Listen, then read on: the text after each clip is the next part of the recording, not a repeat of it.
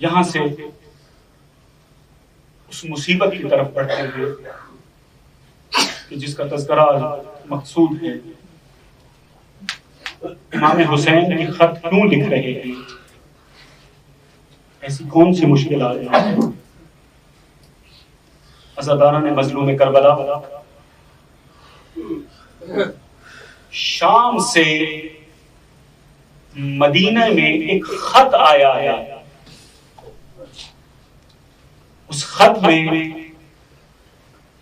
یہ کہا گیا ہے کہ مدینے کی کچھ شخصیات ایسی ہیں کہ جنہوں نے ابھی تک یزید کی بیعت نہیں کی، ان سے بیعت نہیں. امیر شام اپنے مرنے سے پہلے یہ وصیت کر گیا تھا کہ دیکھو کچھ شخصیات ہیں مدینے کی، عبداللہ ابن عمر ہیں، اگر وہ بیعت نہ کریں، ابھی تک تو نہیں کی، اگر بیعت نہ کریں تو انہیں کچھ دے دلا کر کسی طرح سے راضی کر لینا، وہ تمہاری بیعت کر لیں. عبداللہ ابن زبیر وہ بھی تمہاری بیعت نہیں کریں گے، جیسے ہی موقع ملے انہیں قتل کر دینا. حسین ابن علی کی شخصیت ایسی ہے کہ اگر تم انہیں فوراً قتل کرو گے تو ممکن ہے تمہاری خلافت چلی جائے. لہذا ان کے معاملے میں سنجیدگی سے غور کرنا، اور اگر کسی طرح سے بننا پڑے تو انہیں بھی قتل کر دینا.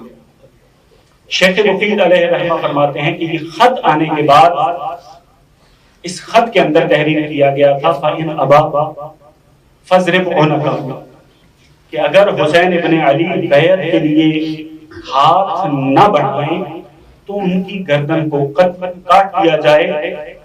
وَابْعَثْ إِلَيَّ، اور حسین کے سر کو میری طرف بھیج دینا.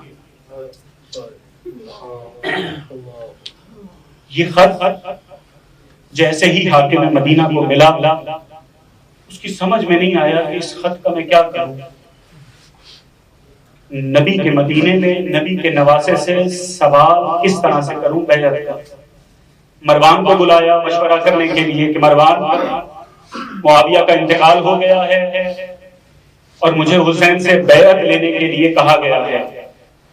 مروان نے مشورہ دیا کہ حسین کو ابھی بلا لو اور بلا کر ان سے بیعت کا مطالبہ کرو. اگر بیعت کر لے تو ٹھیک، اگر بیعت نہ کرے تو انہیں گرفتار کر لو اور ان کا سر قلم کر کے شام کی طرف بھیج دو. حاکم مدینہ نے اپنا قاصد امام حسین علیہ السلام کی طرف روانہ کیا. امام حسین رات کو دیر تک مسجد کے اندر عبادت کیا کرتے تھے. مسجد کے اندر حاکم مدینہ کا قاصد آیا ہے. امام حسین کی خدمت میں عرض کیا کہ اپنا رسول اللہ، آپ کو حاکم نے طلب کیا ہے. امام حسین کہتے ہیں کہ رات کے وقت کبھی طلب نہیں کیا جاتا، ایسا کیا ہوا ہے کہ جس کے لیے مجھے طلب کیا گیا ہے؟ مسجد میں موجود عبداللہ ابن زبیر نے کہا کہ مجھے لگ رہا ہے کہ معاویہ کا انتقال ہو گیا ہے اور آپ کو بیعت کے لیے طلب کیا جا رہا ہے. امام حسین علیہ السلام نے قاصد سے کہا کہ تم چلو، میں ابھی حاضر ہوتا ہوں. یہ کہہ کر امام حسین علیہ السلام بیت الشرف کی طرف آئے. دروازے پر بہن استقبال کے لیے کھڑی. عزاداران مظلوم کربلا سیدہ زینب اور امام حسین کے پیار کا، محبت کا یہ عالم تھا کہ جب تک امام حسین مسجد سے گھر نہیں آ جایا کرتے تھے، جب تک اپنے بیت الشرف میں چلے نہیں جاتے تھے، سیدہ زینب اپنے گھر نہیں جاتی تھی. جیسے ہی امام حسین علیہ السلام تشریف لائے ہیں، چہرے پر فکر مندی کے آثار دیکھے ہیں، جناب زینب تڑپ کر بولی ہیں کہ بھیا مسجد میں کوئی واقعہ ہو گیا ہے، آپ کے چہرے پر پریشانی نظر آ رہی ہے. امام حسین علیہ السلام کہتے ہیں کہ مجھے حاکم مدینہ نے طلب کیا ہے. بی بی کہتی ہیں پھر بھیا کیا ارادہ ہے؟ کہا کہ میں کہہ آیا ہوں کہ میں آؤں گا تو میں حتمن جاؤں گا، میں وعدہ کر کے آیا ہوں کہ میں دارالامارہ میں آؤں گا. بی بی کہتی ہیں کہ چلیے آپ تیار ہوں، آپ دارالامارہ جانے کے لیے تیار ہوں. امام حسین علیہ السلام جیسے ہی اپنے بیت الشرف کی طرف بڑھے ہیں، صحن خانہ کے اندر کھڑے ہو کر زینب بنت علی نے آواز دی، اے عباس، اے مسلم، اے علی اکبر. بس اس آواز کا بلند ہونا تھا. بنی ہاشم کے حجروں میں زلزلہ طاری ہوا کہ جس بیوی کی آواز کبھی دن کے اندر سنائی نہیں دی کہ رات کے وقت کیوں آواز دے رہی ہے، بنی ہاشم کے جوان فوراً صحن کے اندر آئے، پوچھا آقا زادی کیوں یاد کیا ہے؟ بی بی کہتی ہے کہ حسین کو بیعت کے لیے طلب کیا ہے، تم سب لوگ مل کر حسین کے ساتھ جاؤ، میں ہاتھ باندھ کر بی بی کی خدمت میں عرض کروں گا، اے بنت رسول یہ مدینہ ہے، یہ نانا کا شہر ہے، یہاں کی ہر گلی حسین کو جانتی ہے، یہاں کے لوگ حسین کی عظمت سے آشنا ہے، بی بی ان سب لوگوں کو مولا کے ساتھ کیوں بھیج رہی ہیں، بی بی یہ پورا قافلہ کیوں روانہ کر رہی ہیں؟ عجب نہیں جواب دیا جائے کہ 11 ہجری میں بابا کو بیعت کے لیے طلب کیا گیا تھا، جب بابا کے گلے میں رسی ڈال کر لے کر جا رہے تھے تو ماں نے بابا کی کمر میں موجود پٹکے پر ہاتھ ڈال کر کہا تھا کہ میں ابو الحسن کو اکیلے نہیں جانے دوں گی، ابو الحسن کو چھوڑ دو، اگر تم نے ابو الحسن کو نہیں چھوڑا میں اپنے بالوں کو کھولوں گی اور میں رسول کی قمیض اپنے سر پر رکھ کر بددعا دوں گی۔ اس دن کے بعد سے بنی ہاشم نے یہ طے کر لیا تھا کہ دربار میں کبھی اکیلے نہیں جائیں گے۔ بس اللہ تعالیٰ نے محترم جیسے ہی جوان تیار ہوئے، جیسے ہی یہ قافلہ تیار ہوا، یہ قافلہ آگے بڑھا ہے۔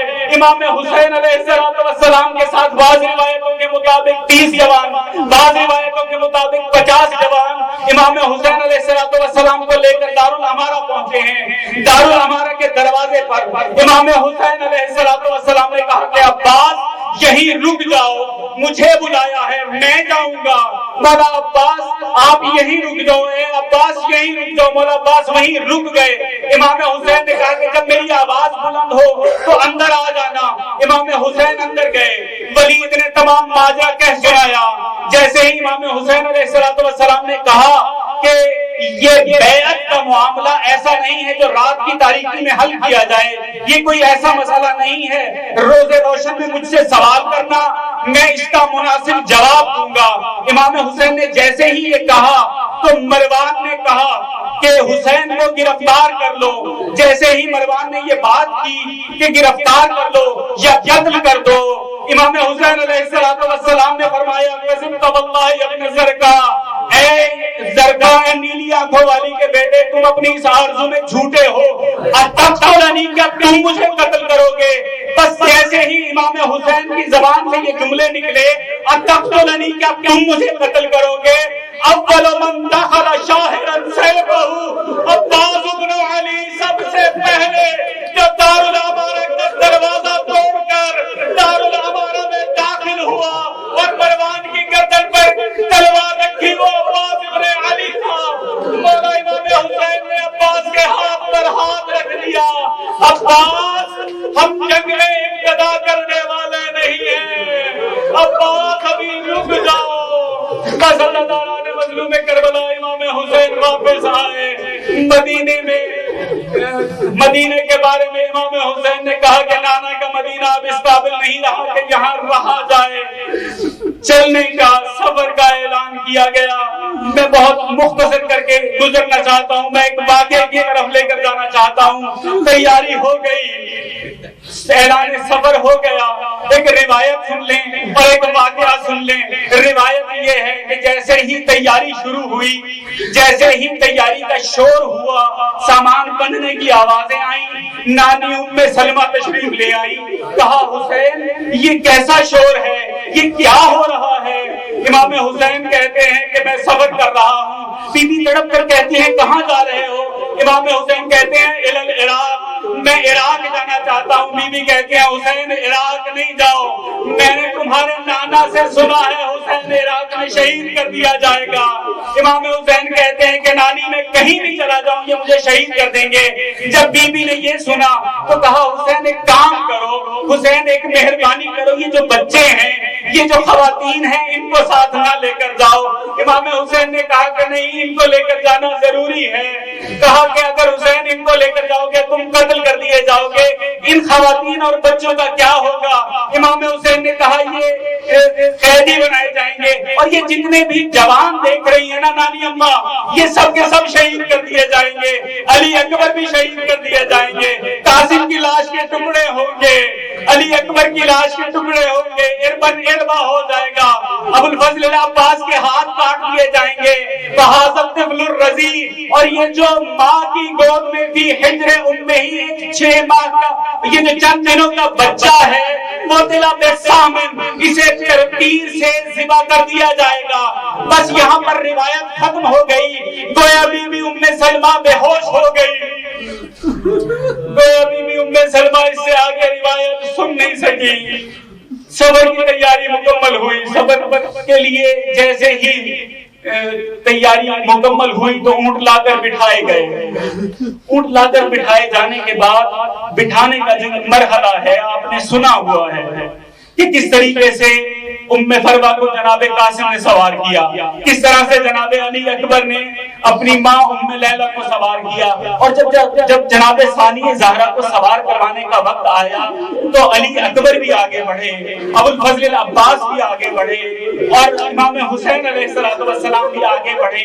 یہ آپ نے سنی ہوئی روایت ہے۔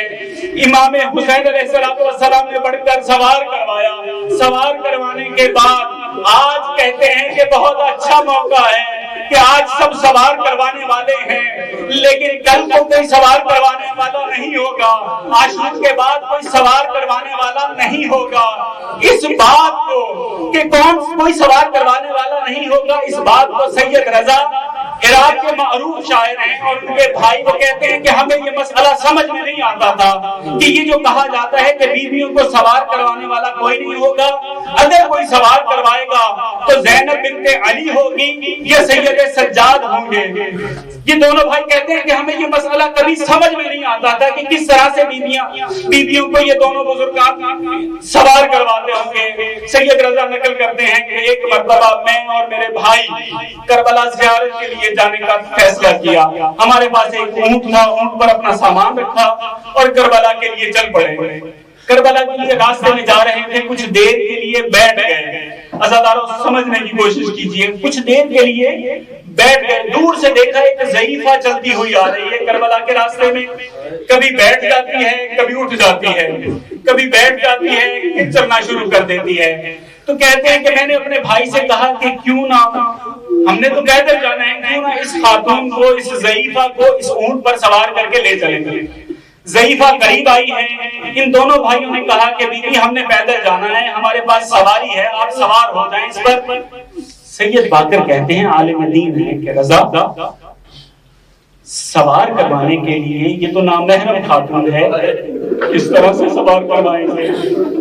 سید رضا ہی طریقہ بتاتے ہیں، کہتے ہیں کہ رضا میں سجدے کی حالت میں چلا جاتا ہوں، تم رکوع کی حالت میں چلے جاؤ، یہ ضعیفہ میری کمر پہ تمہاری کمر پہ پاؤں رکھ کر اونٹ پر سوار ہو جائے گی۔